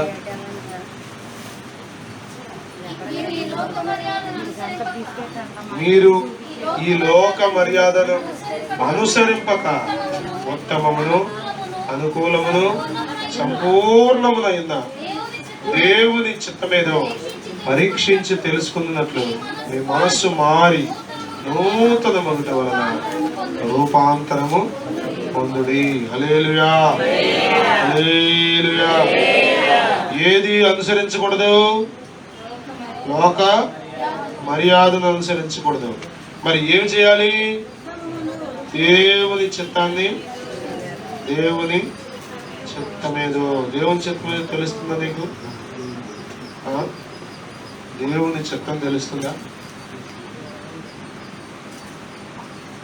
అన్ని సమయాల్లో దేవుని ప్రేమించడమే దేవుని చిత్తం. అన్ని సమయాల్లో దేవునికి లోబడడమే దేవుని చిత్తం. దేవుని స్తోత్రం. హల్లెలూయా, హల్లెలూయా. లోకాన్ని ప్రేమించేవాడు దేవుని చిత్తాన్ని చేయలేడు, గుర్తుపెట్టుకోండి. లోక ప్రకారం జీవించాలని, లోకంలో ఉన్న మనుషులను సంతోషపెట్టాలనుకునేవాడు ఎన్నటికీ దేవుని చిత్తాన్ని నెరవేర్చలేడు. హల్లెలూయా, హల్లెలూయా, హల్లెలూయా, హల్లెలూయా, హల్లెలూయా. ఒకవేళ డబ్బు ఆశ వచ్చిందేమో దేమాకి, శరీర సంబంధమైన కోరికలు ఏమైనా కలిగినాయేమో, లోక సుఖాల మీద ఆశ వచ్చిందేమో, పేరు ప్రతిష్టలు ఇక్కడ ఎంతకాలం ఉన్నా పౌలు వెనకాలే ఉండిపోతాను, ఎదగకుండా ఎదుగు బొదుగు లేకుండా బయటికి వెళ్తే బాగా ఉంటుంది, ఒక మంచి పేరు వస్తుంది, ఒక మంచి స్థాయిలో ఉండొచ్చు, ఏమనుకున్నాడు నాకు తెలియదు. కానీ మొత్తానికి వెళ్ళిపోయాడు. ఒకప్పుడు సేవ చేసినవాడు, ఒకప్పుడు నమ్మకంగా ఉన్నవాడు, ఒకప్పుడు దేవుని కొరకు పౌలుతో కలిసి ప్రయాసపడినవాడు ఇప్పుడు ఏం చేస్తాడంటే వెళ్ళిపోయాడు. 3.5 సంవత్సరాలు యేసు ప్రభుతో కలిసి సేవ చేశాడు. యోధా ఇస్కరియోతు యోధా. కానీ ఉన్నాడా? లేడు. ప్రియులారా, ప్రారంభం సరిగ్గా ఉంటే కుదరదు. ఫస్ట్ రోజండి మేము కూడా బాగానే చేసేవాళ్ళం. బుధవారం వచ్చేవాళ్ళం, శుక్రవారం వచ్చేవాళ్ళం, గృహకూటాలకు వచ్చేవాళ్ళం, శనివారం వచ్చేవాళ్ళం, ఆదివారం వచ్చేవాళ్ళం. అని చెప్తే కుదరదు. కొద్దిమందికి ధైర్యంగా అసలు అది కూడా లేదు. నేను విశ్వాసిగా రక్షించబడిన దగ్గర నుండి ఆదివారం మాత్రమే వచ్చేదాన్ని, మిగతా వారికి నాకు అసలు సంబంధం లేదు.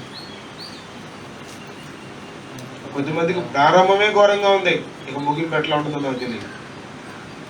కానీ ఇతని ప్రారంభం బాగానే ఉంది, సేవకుడిగా ఉన్నాడు, సేవ చేశాడు, సేవకుడితో కలిసి పరిచయం చేశాడు.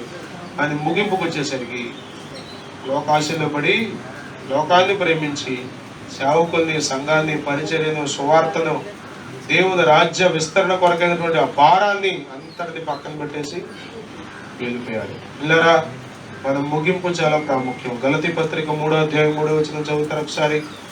అపోస్తలుడైన పౌలు గలతీయులకు రాసిన పత్రిక 3వ అధ్యాయం.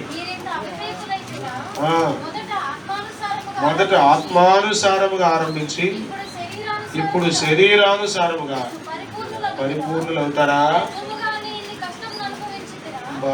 వ్యర్థముగానే ఇన్ని కష్టములు వ్యర్థములుగా.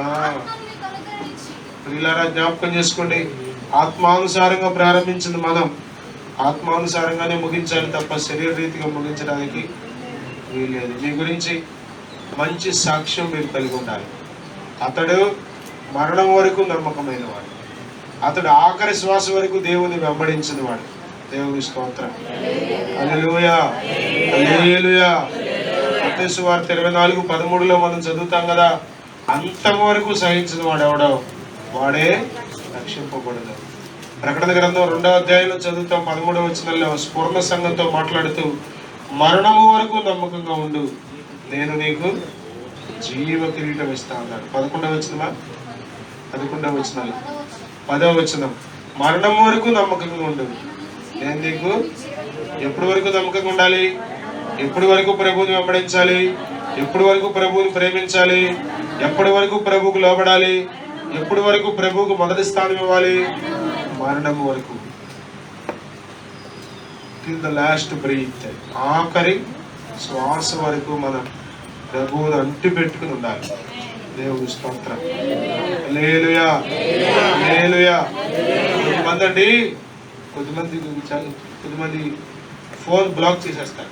అప్పుడు దాకా అసలు 24 గంటలు వాళ్ళే మాట్లాడుకునే వాళ్ళు, కానీ మొత్తానికి ఎక్కడో రంగం జరిగింది, ఫోన్ ఏంటి బ్లాక్ లిస్ట్లో పెట్టేస్తారు. ఫోన్ కలవదే కాదు, బ్లాక్ లిస్ట్లో ఉండటానికి వీల్లేదు. నువ్వు దేవుని ప్రేమించే బిడ్డగా ఉండాలి. ఆఖరి రోజు వరకు దేవుని ప్రేమించే వ్యక్తిగా నీవు ఉండాలి. దేవుని స్తోత్రం. హల్లెలూయా. ఆఖరి రోజు కూడా నువ్వు దేవుని పనులోనే ఉండాలి. చివరి రోజు కూడా ఆమె దేవుని పనులోనే ఉండి స్తోత్రం. హల్లెలూయా, హల్లెలూయా. దేవ వలె మనం ఉండకుండా జాగ్రత్త పడదు. ఒక విశ్వాసిగా, ఒక దేవుని బిడ్డగా నీ బాధ్యత ఏంటి? నువ్వేం చేస్తున్నావు? లోకాన్ని కాదు, మనం క్రీస్తుని ప్రేమించాలి. శరీరాన్ని కాదు, క్రీస్తుని ప్రేమించాలి. లోక బంధువులను, స్నేహితులని కాదు, మనం ప్రభువుని ప్రేమించాలి. లోక సాంప్రదాయాలు, ఆచారాలు కాదు, ప్రభువుని ప్రేమించాలి. లోక మర్యాదలు కాదు, మనం ప్రభువుని ప్రేమించాలి. వెనుకున్న వాటిని ఎంతకాలం మర్చిపోవాలి చెప్పండి? జీవితకాలం అంతా మర్చిపోవాలి. దేవుని స్తోత్రం. హల్లెలూయా, హల్లెలూయా. నాగటి మీద చెయ్యి వేసిన వాడు వెనక తట్టు చూస్తే వాడు నా రాజ్యమునకు పాత్రుడు కాడు అన్నాడు. వెనక తట్టు చూసేవాడు దేవుని సన్నిధిలో నిలబడలేడు. దేవుని దగ్గర సాక్ష్యం ఏమి? ముందు రోజు ఆ 10 రోజులు చేసిన పని అంతటి చూసి ప్రతిఫలం ఏమి ఇవ్వడం. ఆ ముందు చేసింది కూడా పోతుంది, నీకేమి రాదు. అర్థమవుతుంది మీకు? చెప్పండి, అర్థమవుతుంది మీకు? కొంతమంది 1 గంట పని చేసి ఫోన్ వచ్చిందని వెళ్ళిపోయారు అనుకోండి, ఆ గంటకి కూలిస్తారా? రైతు ఎప్పుడు దాకా ఇస్తారు? ఆ రోజు సాయంత్రం వరకు అందరితో కూలీలతో పాటు పని చేస్తేనే కూలి దొరుకుతుంది సాయంత్రం. కాదండి, ఒక పొద్దున గంట పని చేసాం, గంటకు 100 రూపాయలు ఇవ్వమంటే ఇస్తారా? నువ్వు ముందులో పని చేసిందంతా చేసి చివరిలో చేయలేదు అనుకోండి, ఆ ముందులో పని చేసిన దానికి లెక్కట్టిస్తాడు అనుకున్నారా? దేవుడు ఇవ్వడం. మనం ఆఖరి వరకు నమ్మకంగా ఉంటే ప్రభు జీవ కిరీటం ఇస్తాడు. హల్లెలూయా.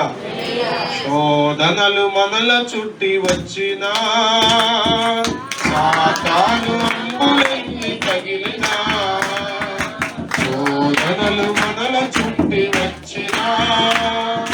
సాతాను అంబులెన్ని తగిలినా భయము లేదు ప్రభువు చెంత ఉండును.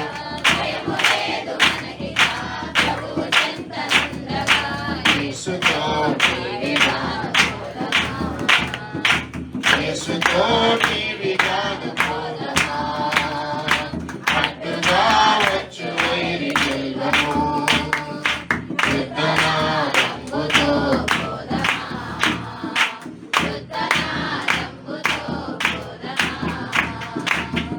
శ్వాస కవచం ధరించుచు ఆ రాజు నాట్యమదిని నిల్పుచు.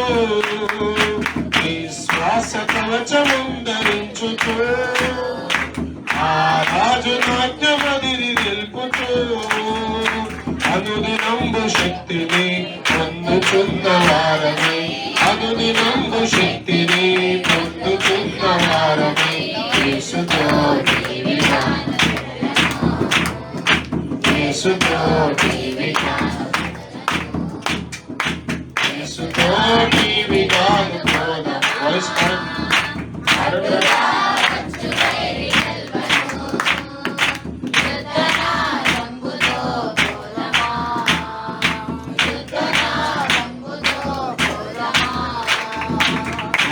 యువతి యువకులార చేరుడి, ఈ యేసు రాజు వార్త చాటుడి.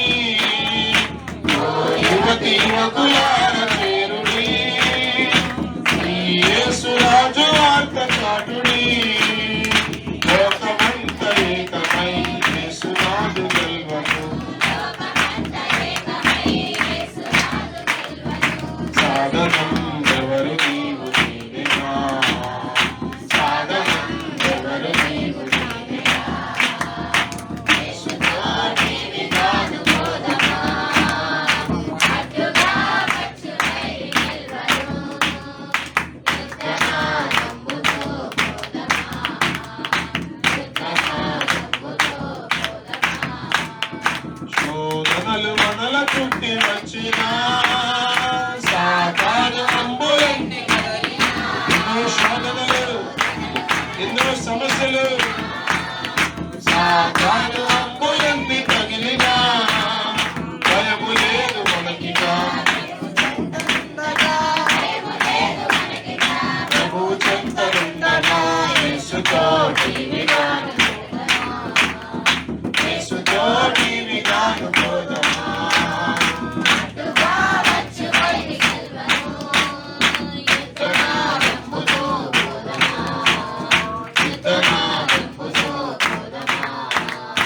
ఈ శ్వాస కవచం ధరించుచు ఆ రాజు నాట్యమదిని నిల్పుచు. ఈ శ్వాస కవచం ధరించుచు ఆ రాజు నాట్యమదిని నిల్పుచు.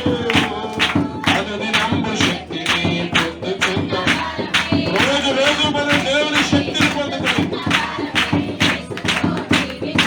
నూతన బలం, నూతన శక్తి, నూతన ప్రభావం పొందుతుంది. వచ్చు వైరి గెల్వను.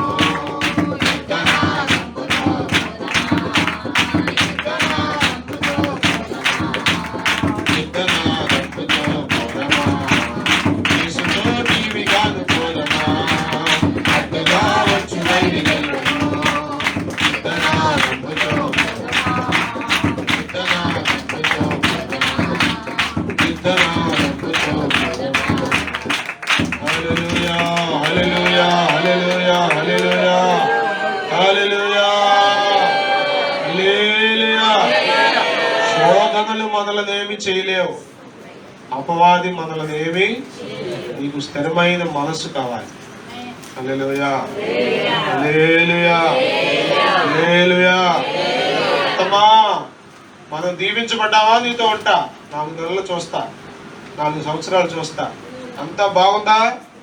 కలిసి ఉంటా. లేకపోతే మాత్రం కొద్దిమంది ఇదేగా అసలు ఏం పర్లేదులేమ్మా, చూడు అసలు ఏది కాపురానికి పంపాడు. కంగారు పడు, మాకు ఏముండదులే. 4 రోజులు చూడు, అందుకైతే వచ్చేది కానీ నేను వస్తాను తీసుకొచ్చేస్తాను. ఈ 4 రోజులు అవుతుంది, 4 రోజులు అవుతుంది. అదే చెప్పాల్సింది. మనము నిలిచి ఉండవలసిందే. ఆమె ప్రభు మనకు గొప్ప బహుమానం ఇవ్వబోతున్నాడు. గురి వద్దకు పరిగెత్తుదాం. హల్లెలూయా. నీ గురి తప్పించడం కోసం అపవాది ఎన్నో పడేస్తాడు నీ దారిలో. వాటన్నిటిని ఏరుకుంటూ పోమాక. యేసు రక్తమే. ఆడవిడ అంటే శవాల మీద ఏరుకుంటున్నాడట. శవాల మీద ఏరుకోవడమే. మనము దేవుని పిల్లలం. మనము దేవుని వెంట పరుగులు తెస్తుంటే అన్ని దేవుడు మనకు అనుగ్రహిస్తాడు. మనం లోకం వెంట పరుగులు తీయ అవసరం. లోకంలో ఉన్న ఆనందం శాశ్వతమైంది. అది లోకంలో ఉన్నది ఏది శ్రేష్టమైంది కాదు. అదంతా అల్పమైంది. ప్రభు గొప్పవాడు. ప్రభు శ్రేష్టమైన వాడు. ప్రభు శ్రేష్టమైన వాడు. ప్రభు అన్నిటికంటే శ్రేష్టమైన వాడు. హల్లెలూయా, హల్లెలూయా, హల్లెలూయా, హల్లెలూయా. ఆనందభరితం నీ హృదయం, ప్రేమ అపారము. దేవుని సన్నిధిని మనం ఆనందించడం అలవాడైతే లోకాన్ని చెప్పండి పక్కన పెట్టేస్తాం. దేవుని స్తోత్రం. హల్లెలూయా, హల్లెలూయా, హల్లెలూయా. పిల్లరా, శరీరం కుళ్ళిపోయినా సరే ఇవ్వబడ్డాడు. నేను మాత్రం ప్రభువుని విడిచిపెట్టనే. ఒరే నాయన, రోగం రావటం కాదు, కురుపులు రావటం కాదు, కోకోటకు గోళ్ళు కూడా లేకుండా చిల్లపెంకు తీసుకునే పరిస్థితి వచ్చింది. ఇంకా ఎవరో చెప్పారు మంది మధ్య దైవజనుడు, పురుగులు అంటే వెళ్ళిపోతున్నాయి అంటాం. ఈ కురుపుల్లోంచి బయటికి వెళ్ళిపోతుంటే పురుగులతో మాట్లాడుతున్నాడు యోగు. నీకు కూడా ఇష్టం లేదా? అందరూ నన్ను వదిలిపెట్టేశారు, నీకు కూడా నేను ఇష్టం లేదా? నన్ను వదిలిపెట్టి వెళ్ళిపోతాం అంట. అంతగా అతడి శరీరం క్షీణించిపోయింది. అంత దయనీయమైన పరిస్థితులకు వెళ్ళిపోయాడు. కానీ ఎవరిని పట్టు కూర్చున్నారో తెలుసా? అన్ని పోయింది. ఆరోగ్యం పోయింది, పిల్లలు పోయారు, భార్య తిడుతుంది, స్నేహితులే నోటుకొచ్చి మాట్లాడుతున్నారు. కానీ ఎవరిని పట్టుకు ఎలాడుతాడు? మనము ప్రభువుని విడిచిపెడితే ఎంతమంది ఉన్నా సుఖం లేదు. మనతో ప్రభు ఉంటే ఎవరు లేకపోయినా పర్లేదు. ఒకరోజు దేవుడు రెండంతల ఆశీర్వాదం మీకు ఇస్తాడు. హల్లెలూయా. వైధవ్యపు నింద తొలగిస్తాడు. ఒక విధవరాలుగా వచ్చింది రూతు, ఒక గొప్ప యజమానురాలైంది. యేసుక్రీస్తు వంశావళిలోనికి ఆమె చేర్చబడింది. కారణం ఒకే ఒక్క తీర్మానం, నేను ప్రభువుని, యేసు ప్రభువుని వెంబడిస్తా. మా అత్త దేవుడే. స్తోత్రం. హల్లెలూయా, హల్లెలూయా. దేమా వలె ఉంటావా లేక యోబు వలె ఉంటావా? దేమా వలె ఉంటావా లేక రూతు వలె ఉంటావా? దేమా వలె ఉంటావా లేక మార్కు వలె ఉంటావా? ఎన్నో అనుభవాలు ఉన్నాయి. ఒకసారి జ్ఞాపకం చేసుకో. దేమ గొప్పగా ప్రారంభించాడు, సేవ చేశాడు, కానీ మధ్యలో వెళ్ళిపోయాడు. ఒకరోజు రేపు తీర్పులో మనం నిలబడితే దేమ గురించి కూడా అక్కడ మనం చూస్తాం. ఏం జరుగుతుందో, ఏం జరిగిందో చెప్తాడు దేవుడు. చూపించరా? ఖచ్చితంగా చూపిస్తాడు. ఇదిగో దేమ ఇన్ని సంవత్సరాలు చేశాడు కాబట్టి ఇంత ప్రతిఫలం వేస్తా అంటాం. ముగింపులో అతను సరిగ్గా లేడు, పౌలును విడిచిపెట్టేశాడు కాబట్టి ఇతనికి ఏమీ పిల్లరా. మనం ఏం పోగొట్టుకుంటున్నామో మనకు తెలియట్లేదు. అల్పమైన వాటి కోసం శ్రేష్టమైన వాటిని పోగొట్టుకోవద్దు. తుచ్చమైన వాటి కోసం పరిశుద్ధమైన వాటిని పోగొట్టుకోవద్దు. అనిత్యమైన వాటి కోసం నిత్యమైన వాటిని పోగొట్టుకోవద్దు. అదృశ్యమైన కంటికి కనబడే వీటి కోసం అదృశ్యమైన దైవరాజ్యాన్ని పోగొట్టుకోవద్దు. లోకాన్ని ప్రేమించొద్దు, లోకంలో ఉన్న వాటిని ప్రేమించొద్దు, ప్రభువుని ప్రేమించు. దేవుని స్తోత్రం. హల్లెలూయా, హల్లెలూయా. అననీయ సప్పీరాలు చూడండి, ప్రభువుని ప్రేమించే పొలం అమ్మారు. ప్రభువుని ప్రేమించే అంత గొప్ప త్యాగం వాళ్ళు చేశారు. పొలం ఎందుకు అమ్మాలి? ఇల్లు చేయడానికి అమ్ముతారా? ఉన్నా చెప్పండి. ఇంకో స్థలం కొనడానికి అమ్ముతున్నారా? ఇల్లు కట్టడానికి అమ్ముతున్నారా? దేనికోసం అమ్మారు? ప్రభువుని ప్రేమించి అమ్మారు. కానీ ఏం చేశారు? బాగానే ప్రారంభించారు పరిచర్య, బాగానే త్యాగంతో సమర్పణతో ఇద్దరు ఒక మాట మీద నిలబడ్డారు. కానీ మధ్యలో ఏమైంది? లోకాశ ఏదో వచ్చేసింది లోపలికి. ఎవరిలో వచ్చిందో నాకు తెలియదు. సప్పీరాలో వచ్చిందో అననీయలో వచ్చిందో నాకు తెలియదు. ఇద్దరిలో ఒక్కరు కూడా ఒకరిని హెచ్చరించుకోవాలా. ఇద్దరిలో ఒకరు కూడా ఒకరిని ఇంకొకరిని బలపరుచుకోవాలా. ఇద్దరిలో ఒకరిని ఒకరు పురికొలుపుకోవాలి దేవుని కొరకు. ఇద్దరు కలిసి చెప్పండి, ఒకే రోజు సమాధి చేయబడాలి. అదే మనం ఏమంటాం, ఇదిగో రండి మాస్టర్ గారితో పాటు మీరు కూడా నుంచోమ్మా, ఇదిగో మట్టి పట్టుకో అని మట్టి వేపిస్తే తండ్రి యొక్కయు కుమారుని యొక్కయు పరిశుద్ధాత్మ యొక్కయు ఈ మట్టికి అప్పగిస్తున్నామని చెప్పి పాస్టర్ గారు వేసిన తర్వాత ఎవరు తెప్పిస్తారు? భర్తతోనో భార్యతో తెప్పిస్తారు. ఇప్పుడు ఏమి తెప్పించే అవకాశం కూడా ఉందా? ఘోరం కదా.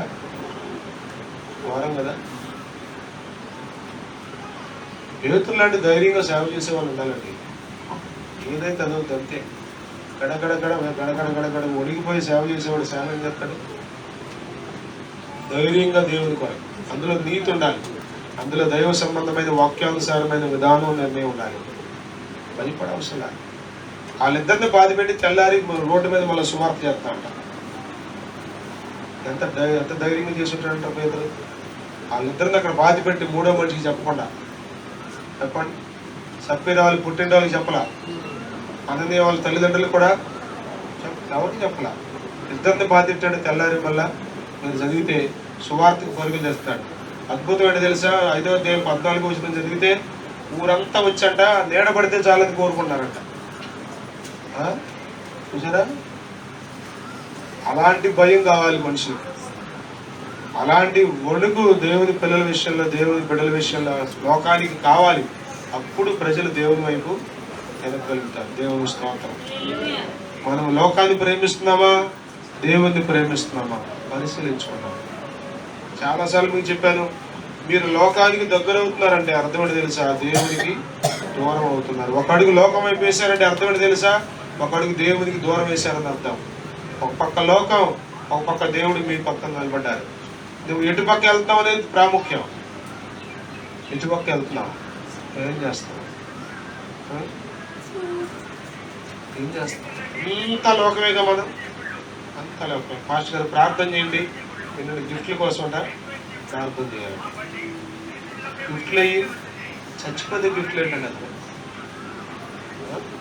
చచ్చిపోతే గిఫ్ట్లు ఏంటి? పుడితే గిఫ్ట్లు ఏంటి? పెద్దానికి గిఫ్ట్లే, పెద్దానికి గిఫ్టే.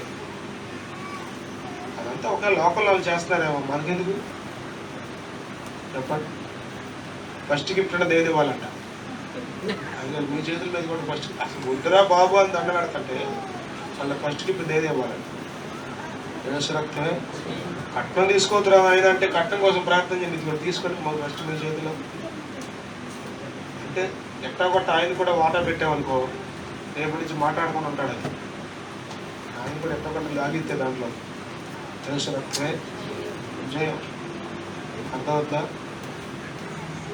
మా మేనకోడల పెళ్ళికి తాళి పట్టించి ప్రార్థన చేయమన్నా. నేను మీ దగ్గర ఉంచుకోగా నేను ప్రార్థన చేస్తా, కానీ మీ దగ్గర ఉంచుకుని ప్రార్థన చేస్తాను. ఏం చేస్తా తప్పదుగా చెప్పండి.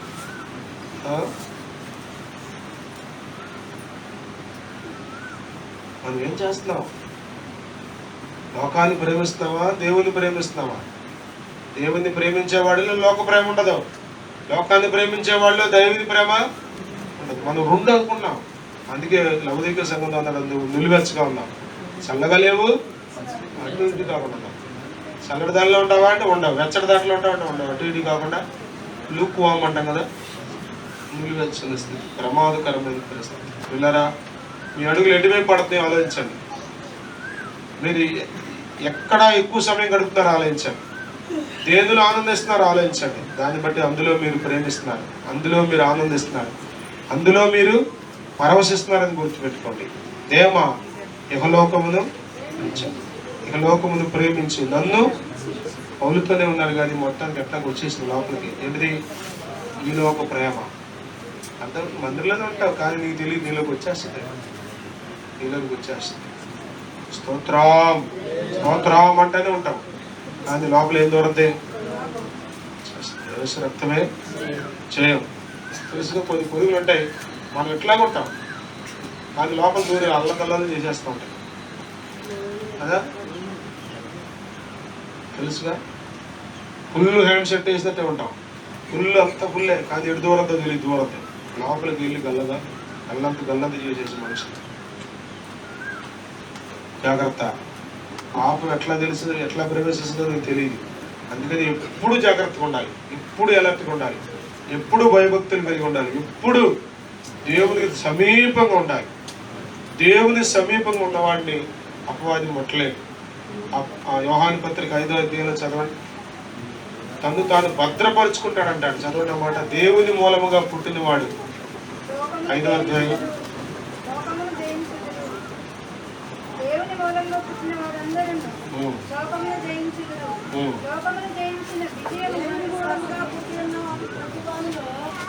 మూడవ వచనం చదువుతారక మీరు? అది కాదు నేను చెప్పింది, 14వ వచనం తీసుకోండి. 18వ వచనం. దేవుని మూలముగా పుట్టినవాడు ఎవడు పాపము చేయడం ఎరుగుదుము. దేవుని మూలంగా పుట్టినవాడు తను భద్రము చేసుకుంది కనుక దుష్టుడు వాడిని పుట్టాడు. ఇక్కడ ఇంకొక మాట కూడా ఉంటుంది, చదవండి. 3వ అధ్యాయంలో అది వాడు పాపము 9వ వచనం 3:9 పాపము దీనిని బట్టి దేవుని పిల్లలెవరో అపవాది పిల్లలెవరో తేట. నేను దేవుని పిల్లలే అనేవాడు దేవుని ప్రేమిస్తాడు, నీతిని జరిగిస్తాడు, పాపాన్ని అసలు ముట్టడం, పాపం జోలికి వెళ్ళాడు. ఒకవేళ వెళ్ళినా గొర్రె ఎలా అయితే కడుగుపడడానికి ఇష్టపడతా అలా కడుగుపడడానికి ఇష్టపడతాడు. మంది వల్ల అందులోనే ఉండడం దొరలాడ్డం. అర్థమవుతుందా పిల్లరా? ఇహలోక సంబంధమైన ఆశలు మీలో రాకుండా జాగ్రత్త పడండి, జాగ్రత్త పడండి. చిన్న రంధ్రం పెద్ద ఓడను ఎలా ముంచేస్తుందో, చిన్న లోకాశ, చిన్న శరీరాశ, చిన్న ధనాపేక్ష, చిన్న ఈలోక సంబంధమైన ఆచారం, ఇక్కడ చాలు, ఇక్కడ చాలు. అపవాదం వచ్చేస్తాడు అంతే. నిన్ను ఎంతగా నాశనం చేయాలో అంతగా సర్వనాశనం చేస్తాడు. అదిగో అంటాడు కదా, అది విల్లంట మరీ చెడ్డవైనా 7 దెయ్యాలను తీసుకొచ్చిందంట, నీరు లేని చోట్ల తిరుగుతుందంట, మళ్ళీ వచ్చి చూస్తే దొరికిందంట, అవకాశం వచ్చేసింది. మొదటి స్థితి కంటే కడపడి స్థితి మరి చెడ్డదన్నాడు, మరి ఘోరం అన్నాడు. పిల్లరా, ఒక జాగ్రత్తగా ఉండాలి. మీ గృహాన్ని కాపాడుకోవాలి, మీ ఆత్మీయ జీవితాన్ని కాపాడుకోవాలి, మీ మనస్సును మీరు భద్రపరచుకోవాలి. లోకం మీలో ప్రవేశించకుండా జాగ్రత్త పడకపోతే ఒకరోజు లోకం మీలో ప్రవేశించి ఆ లోకం మిమ్మల్ని ముంచేస్తుంది. పాటసారి ఒంటె స్టోరీ మీరు చదివి ఉంటారు. పాటసారి ఒంటె స్టోరీ అందంట, మెల్లగా కాలు పెట్టించాలంట, కొంచెం జరగదంట గుడారంలో, ఇంకొంచెం జరగమంటుందంట, మొత్తం కానీ బయట పెట్టుకోబెట్టి ఇది లోపల దూరిందంట. ఇది ఒంటె. ప్రారంభంలో కొంచెమే, కానీ చివరికి పూర్తిగా ఆక్రమించేస్తుంది. నీ సర్వేంద్రియాలను అపవాది వశం చేసుకుని నిన్ను భ్రష్టుని చేసి సర్వనాశనం చేసి దేవునికి దూరస్తుని చేసి నిత్య నరకాగ్నిలో పడేపిస్తాడు. అది వాడి కోరిక. అది జరిగిందంటే వాడు ఆనందిస్తాడు. నువ్వు బాధపడుతుంటే ఆనందించేవాడు అపవాది, నువ్వు ఆనందిస్తుంటే ఆనందించేవాడు దేవుడు. నీవు నీతిమంతుడిగా బ్రతుకుతుంటే నిన్ను చూసి సంతోషించేవాడు దేవుడు. ఎవరి పక్షం ఉంటావు నువ్వు కోరుకో. అపవాది పిల్లలెవరో దేవుని పిల్లలెవరో ఇందుని బట్టి తేటపడుతుంది. దేమ యెహోలోకమును స్నేహించి నన్ను విడిచి వెళ్ళిపోయాడు. పిల్లరా, దేమ వలె ఉండద్దు, జాగ్రత్తగా ఉన్నాడు. పేతురు వెళ్ళిపోయాడు, ఆయన మరలా తిరిగి వచ్చాడు, గొప్ప సేవ చేశాడు. ఎన్నో అనుభవాలు ఉన్నాయి బైబిల్ గ్రంథంలో. ఎంతో మంది భక్తులుగా నిలిచిన సందర్భాలు ఉన్నాయి. భక్తులు భ్రష్టులైపోయిన అనుభవాలు కూడా ఉన్నాయి. భ్రష్టులు అవ్వకుండా జాగ్రత్త పడదాం. దేవునికి మన మనసులో చోటిద్దాం. ఎక్కడైనా లోపం వచ్చిందా, అపవిత్రత వచ్చిందా, దాన్ని తోలేద్దాం. యేసు రక్తం కిందకు వద్దాం, సిలువను ఆశ్రయిద్దాం. ప్రభు నమ్మదగిన వాడు, నిన్ను దిప్పు పొడిచేవాడు కాదు, నిన్ను సరిచేస్తాడు. ఆయన లోపాలని చక్కదిద్ది తిరిగి తన బిడ్డగా చేర్చుకుని తన హక్కును చేర్చుకుంటాడు. నిత్యరాజ్యానికి వారసుని చేస్తాడు. ప్రార్థన చేసుకుందాం.